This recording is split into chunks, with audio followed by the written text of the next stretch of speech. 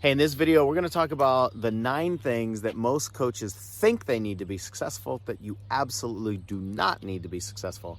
And I'll tell you what you do need. One of the big reasons why people don't have the confidence that they need, I think number one is they don't, and I'm talking about coaches that want to be, have successful coaching businesses, is because we don't realize how important confidence is or where it shows up. We don't recognize when we don't have it or when we do have it and how to increase it. So we're going to dissect what confidence is and specifically give you things to focus on. We'd love for you to jot down in the comment section. Let us know what really lands for you. Let's first talk about what confidence is. What confidence is your certainty in your skill set, basically. Do you believe that you can do what it is that you want to do? It's how you feel about your skill set. The reason this is important is because confidence and self-esteem are different. Self-esteem is how we feel about ourselves. So when we think that we're not good enough, that's actually a self-esteem problem. Most people combine those two. I know I did for a long time. Combine those two together and we think confidence and self-esteem are the same thing.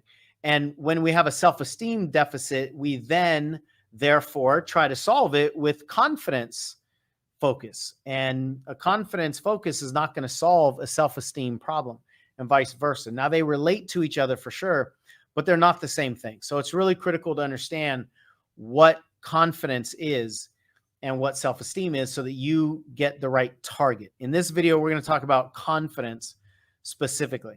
And then certainty is a word that we use all the time here. And that is a deep knowing in your body. So it's embodied confidence.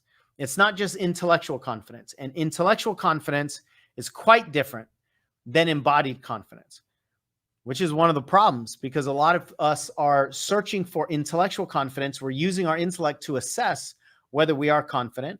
And what the intellect needs to be confident is different than what the body needs to be confident. And what the body needs to be confident is the main thing that we are searching for. But we don't know that we're searching for it because we're just so driven intellectually in our society. And that's one of the reasons that a lot of people either think they're not as confident as they need to be intellectually when they actually don't need that intellectual confidence, or they think they're intellectually confident and then they get into a situation and they realize they actually don't have the confidence in their body.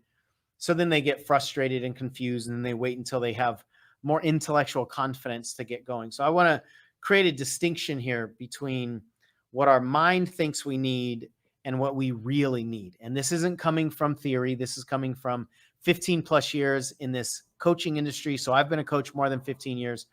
We've made millions of dollars in this company. I filed bankruptcy early on in my journey. And what I learned from that explosion or really implosion made me a lot more valuable as a coach. And it healed so many things inside of me in terms of my relationship to money, my relationship to success. But I really had to focus on what I was doing before that was working, what I changed, what I'm no longer doing that's working so that I can regain the stability. And we did. Otherwise, I wouldn't be here. And that duality between what worked for the first 18 months and what stopped working for the next 18 months and the choices that I make in there, that I made in there, is where pretty much all of my philosophies come from. They come from my experiences. They don't come from my theory. I believe that what works is defined by what works. Or let me say it a different way. I believe that what's right is defined by what works. And so what's right for you might be different than what's right for me because what works for you doesn't necessarily work for me. So that's where all of my philosophies are coming from. And I just want you to understand why I'm so passionate about some of the things that I say. And a lot of the things that I say are completely contradictory to a lot of the things that people think and or a lot of the things that are being taught. And I just think that's one of the reasons that a lot of people struggle. So transformational coaching now is what I'm most interested in. I think it's what most people are, excuse me, interested in the most. Hang on a second. I don't know what that was. I think I swallowed a butterfly or something. Those darn studio butterflies. So transformational coaching is when we help people make a true shift in their life. And what's relevant about transformational coaching in this context, I'm crying now. Maybe I'm just like super emotionally engaged here, or maybe it was that that butterfly didn't go down well. The thing that's really important to understand, especially when it comes to messaging and marketing and sales about transformational coaching, is that we're actually offering people what everybody inherently wants. This thought was crystallized for me just yesterday, that if we want to be a transformational coach, what we're offering people are things like happiness and joy and success and fulfillment. You know, internally, it's what people really, truly want. But we get caught up a lot in trying to package it, in trying to explain to people what we're going to offer them. Instead of my whole body is really going after me right now. Instead of giving them an experience. When we try to sell expectations and we try to language what people want intellectually, a lot of times it takes us away from the experience of what people actually want. So when you give people an experience of fulfillment, or they feel more joy, or they feel less fear in their body, we're offering them an experience of something that all of us want. And I think that's really critical to understand, because if we don't give them that experience of a thing that the human naturally and inherently and deeply wants, then we have to convince the mind that they want it. And it's really difficult to convince the intellectual mind that it wants something if there's any resistance there. And that's one of the reasons that a lot of people struggle with sales, because we bump up against the objections of the intellect. And people don't have a budget for coaching. I've never talked to anybody, especially anybody new, that has a budget for coaching. So when you get into the intellectual conversation and you start talking about money, you start talking about finances, you have to overcome the fact that there is no budget and there is no inherent value for most people for this thing called coaching. That's a tool. And we don't buy tools, we buy outcomes.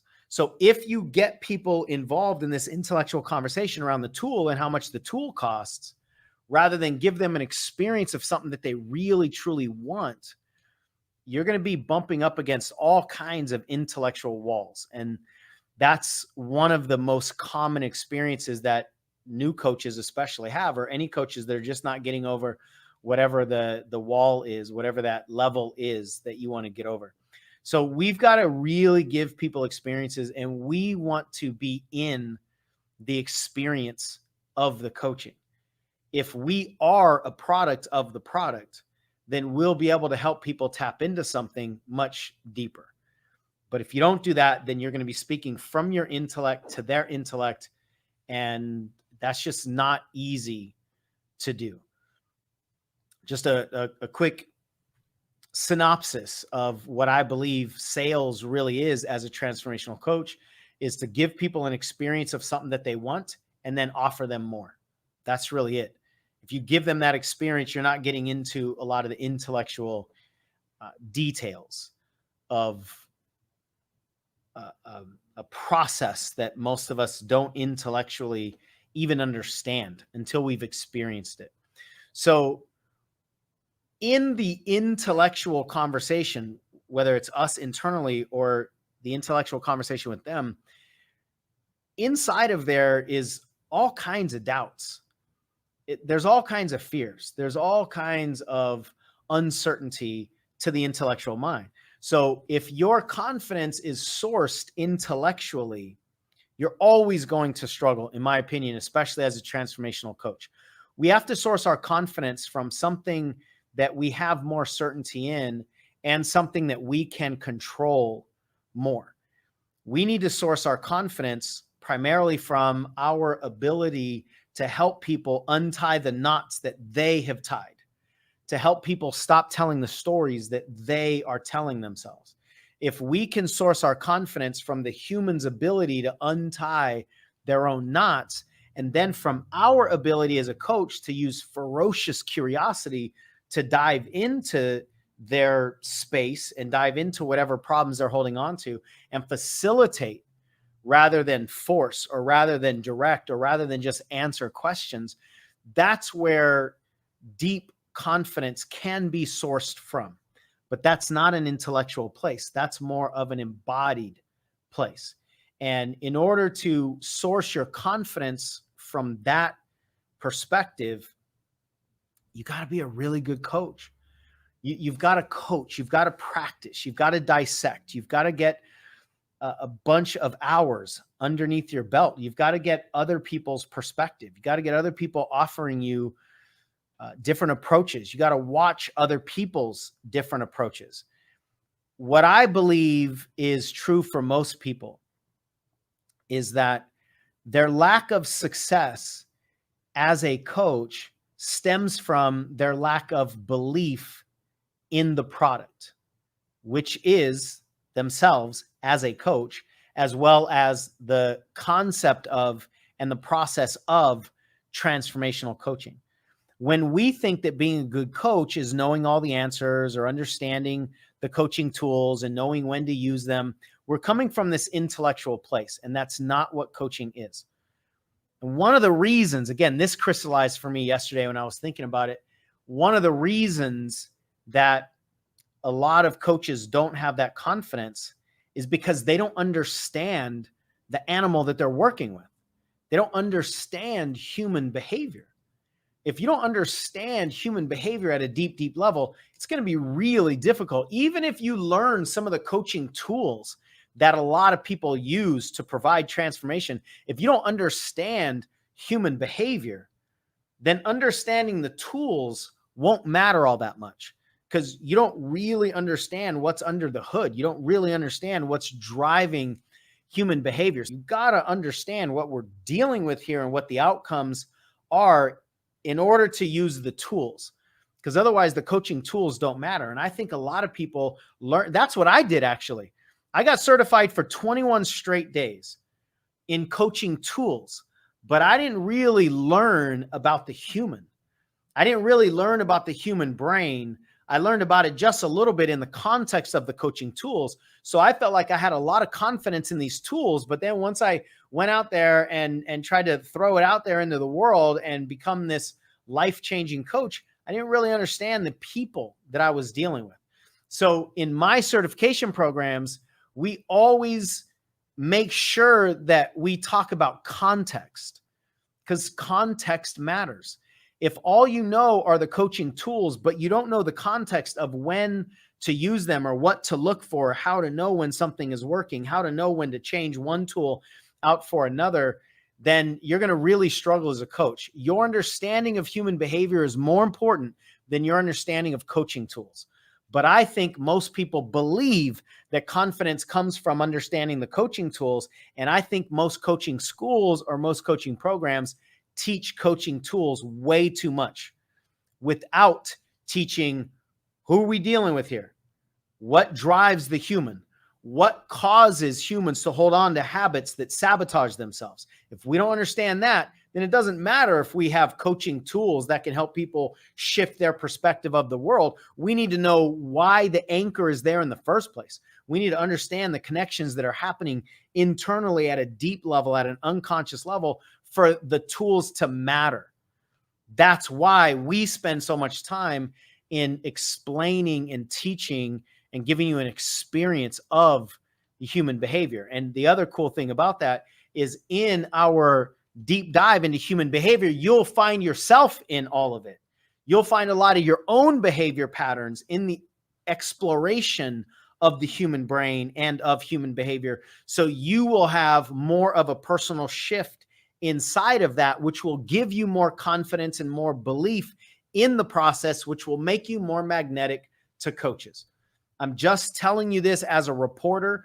I've talked to thousands and thousands of coaches, and when I've dissected what is the actual ingredient that's causing somebody to succeed or fail, it's that. I would say most of the time. There's an element of uncertainty that the intellectual confidence cannot overpower. If you don't have that certainty, you will sabotage yourself even beyond all of your capacity to intellectually understand or become perfect. And so then we just focus on the things that are really not that relevant. They're cool and they give you, stuff to do, but you don't really understand how to be and you don't understand what to look for. So that's why human behavior has to be a big piece of this journey for most people. And again, I think it was in the last couple of days, I was like, most programs don't teach that. Most programs just teach the skills, teach the doing and the rules. And here's how to coach, right? Well, if you don't understand who's being coached, how relevant is your ability to coach? That right there is so critical.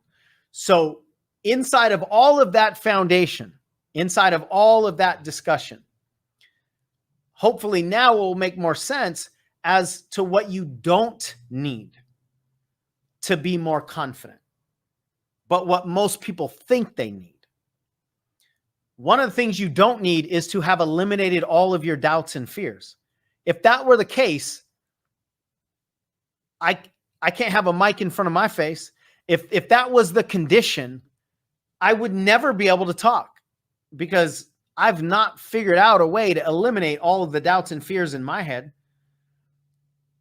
But with all of the doubts and fears in my head, I've built a business over 15 years that's made millions and millions of dollars. So my question is, would you rather learn how to act in spite of and with and because of your doubts and fears and actually allow your doubts and fears to fuel you?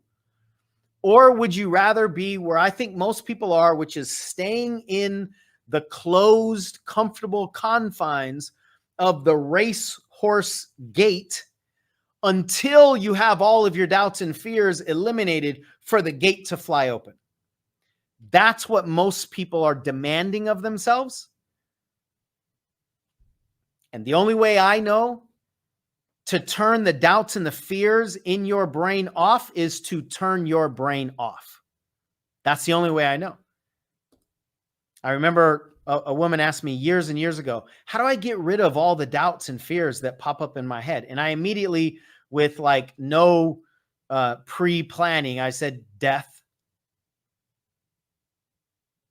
That's the only way I know how, is to shut this thing off, because doubts and fears are baked into the way our brain works.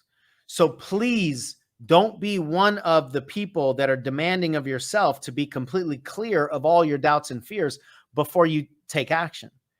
It's not possible. And there's a lot of value in our doubts and fears.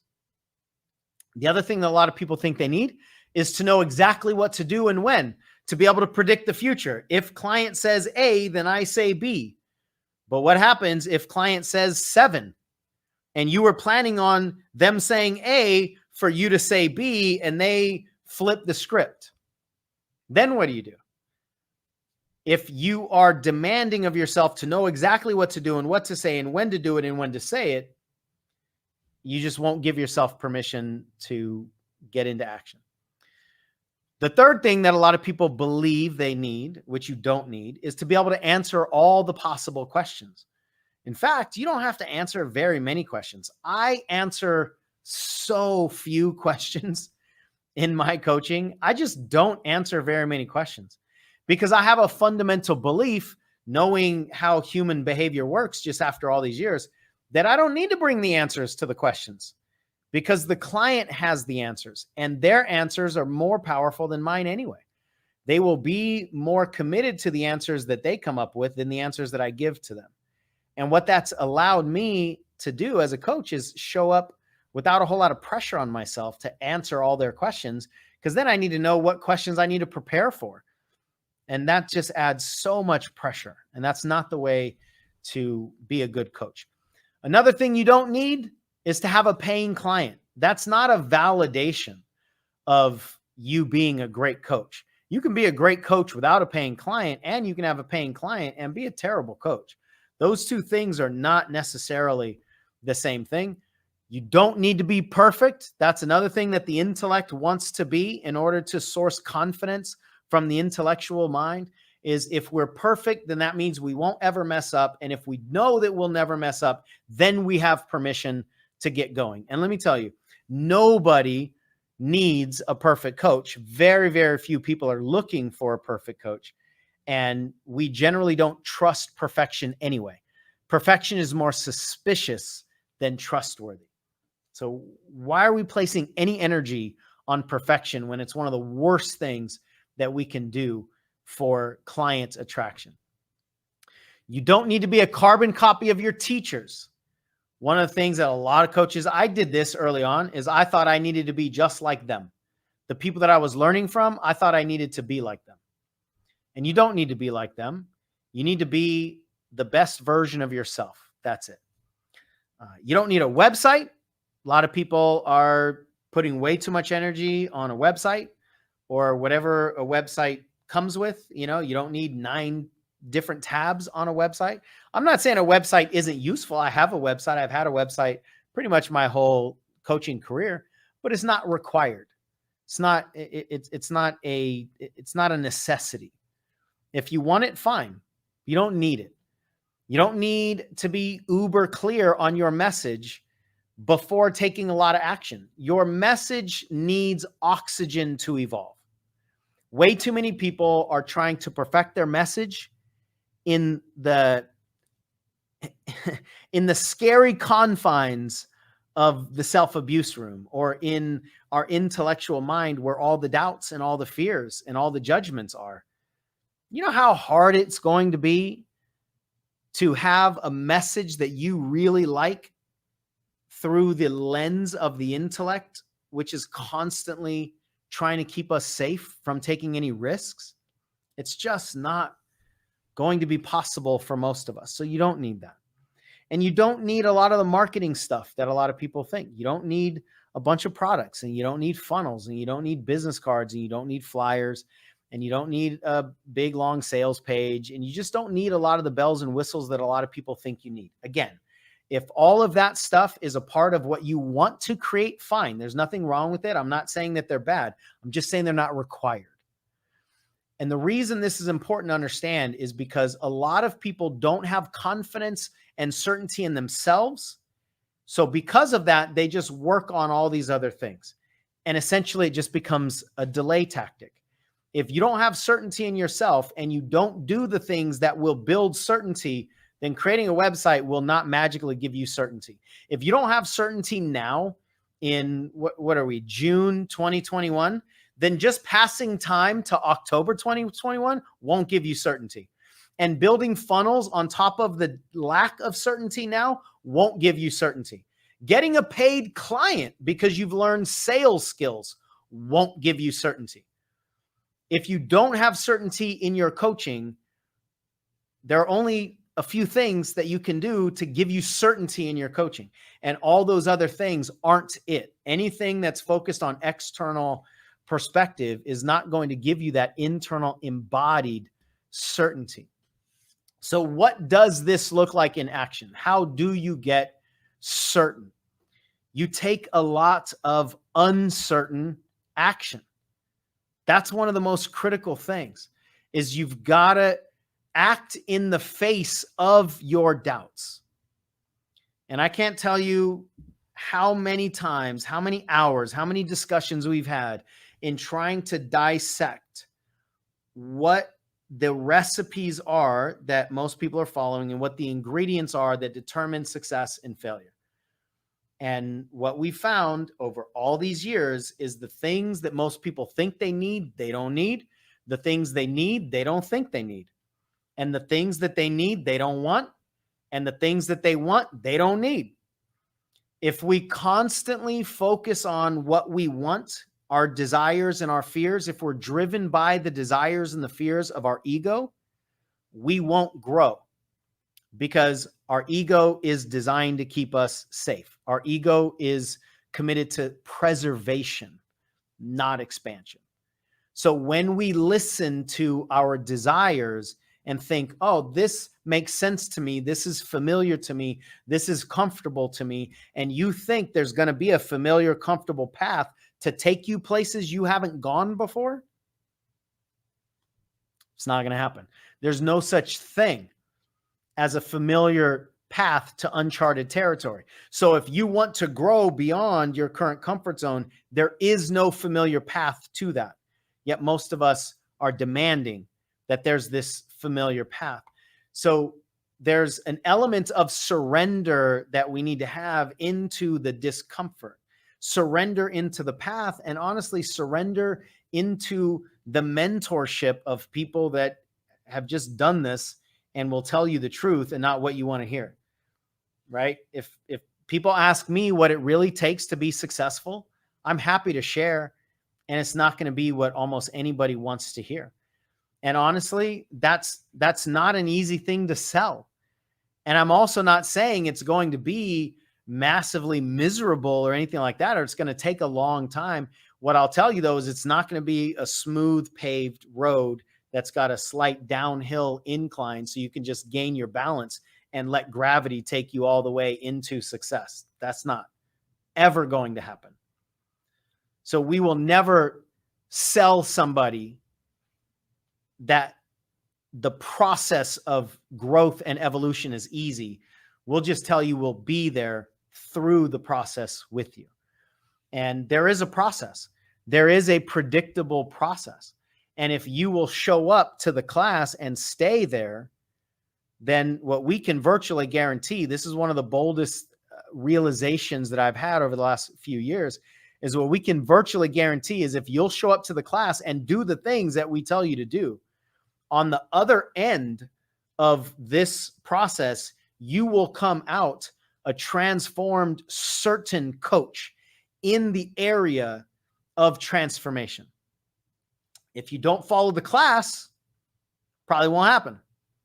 If you do the things that you think you need to do, probably not going to happen. And again, I'm just coming from experience. So I haven't found anybody that is not able to learn these things. I've just found most people are not willing. They're not committed, or they don't surrender into the idea that in order to grow beyond their current capacity, they need to have a perspective and an experience that they don't currently have. Most people are just more committed to their comfort than they are to their growth. And that's why most people fail. And it saddens me because everybody can do this. Like if you really want to learn the science and the art of human transformation, you can learn that. And that will inform the questions that you ask and everything that you do. But if you try to do all this other stuff on top of it, or you have this misunderstanding of what confidence actually is and what kind of confidence you need, then you won't be focused on the right target. So I think I'm going to stop there. I'm going to say just one more thing, and I think I might have alluded to it, but in order for most people to get the certainty that's required, not just for them to continue to give themselves permission to act, but for people to smell it, for people to feel the certainty to hire you as a coach, you've got to have this embodiment.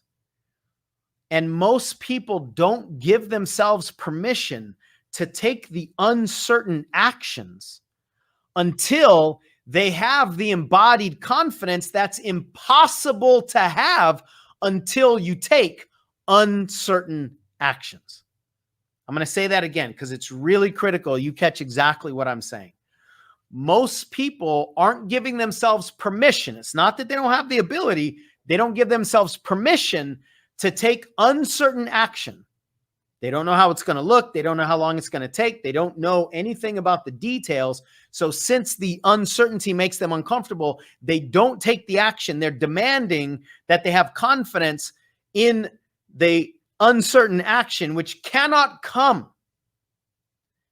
until they take the uncertain action. And I don't know how many times I've told somebody the thing you're waiting on is on the other side of the thing you won't do until the thing you're waiting on shows up. The thing you're waiting on is on the other side of the thing you won't do until the thing you're waiting on shows up. And that's just one of the ways our human mind works, and it's how we've been programmed. So it's nobody's fault. It doesn't mean that anybody has a lack of discipline, but that's why so many of us struggle, especially in coaching. Now, if you like this video, check out that video right there. It's the entire first module of our paid certification program, Breakthrough Coaching Certification. It's almost 2 hours long. It's the actual module. The most effective coaching is actually easier than what a lot of people will do